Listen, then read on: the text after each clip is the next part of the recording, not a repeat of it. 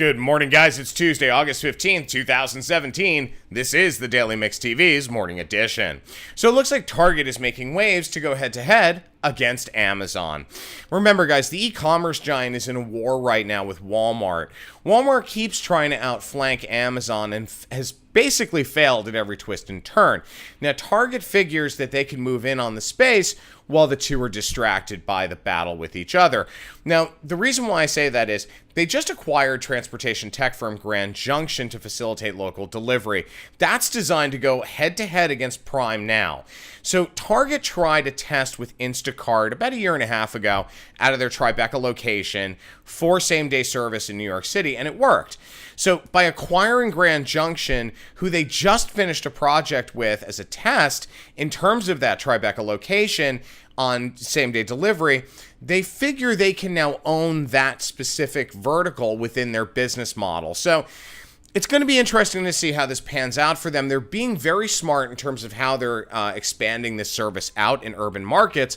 They're trying it in New York first. They're going to roll it out to the other stores in the city, and then they're going to roll it out to other markets next year. Now, they're also pushing Target Restock. Target Restock is basically a pantry reloading service. So you set up a list of, the things that you have in your pantry, and the platform will jury how long it takes you to consume or go through those products, and then it'll reorder it for you automatically, much like Amazon's Prime Pantry service. So it's unusual for Target to make moves like this in such an open way, but I can't say I'm surprised here. There's a lot of opportunity that retailers have forsaken over the last several years by not evolving quickly enough, whereas Amazon is always at the forefront of change. Now, Target is very smart when it comes to how they position and market themselves, their brands and offerings. So watching them begin to penetrate markets like New York with these new services is interesting, and it does give me hope that traditional retailers are actually starting to pay serious attention to what customers want. Now, speaking of Amazon, they just disclosed explosive growth based on the momentum of early back-to-school shoppers. Amazon's on pace to hit a record 80% sales growth for the season compared to 20% last year. Analysts are saying that the growth is so big because their promotion around back to school is so different. So they've got a customized and curated list section. It's done by teachers and educators and school districts. It's designed where you can go in and dial literally down to your classroom in your school or your kid's classroom in your kid's school. And you can buy supplies for the class, yourself, and so on. They've also increased the prominence of back to school overall on their platform. So while traditional retailers have done the same in terms of upping the ante, they just don't have the same reach that Amazon does, nor do they have the moxie, quite frankly. Amazon is aggressive, and they still behave like a hungry animal, whereas traditional retailers like Walmart are just starting to rediscover their primal nature. So it looks for traditional retail to only grow a few percentage points in back to school this year, which should tell you exactly how scary the fourth quarter is going to be for them on holiday sales. They've got to do something different quickly. And unfortunately, in the fourth quarter, I just don't see them changing fast enough. So I don't think we'll experience adaptation so quickly this year, hopefully for next year so that they can start to increase their sales again. Now, Allure is taking a big step to cure its readers of being against getting older.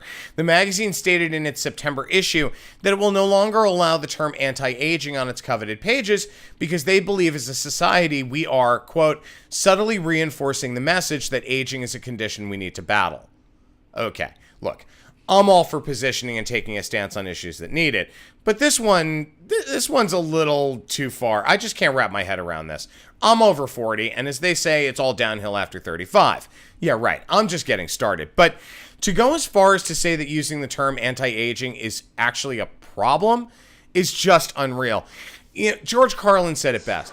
They're only words. You can't be afraid of words that speak the truth, even if it's an unpleasant truth. Yes, getting older sucks. But I think Allure is taking the PC angle just a little too far here. Besides, in the same article, they cited, quote, major props to those who have already taken steps, and to the rest of the beauty industry, we're calling on you now. We know it's not easy to change packaging and marketing overnight, but together we can start to change the conversation and celebrate the beauty in all ages. Haven't we already done this with about 1 billion beauty campaigns over the last decade? Look, I applaud them for the attempt, But to effect change on this scale is going to require a lot more than one article in one magazine, especially in a product category whose revenue is multiple billions of dollars per year like anti-aging products generate. My suggestion? Embrace getting older, but stop this PC nonsense that makes just no sense whatsoever.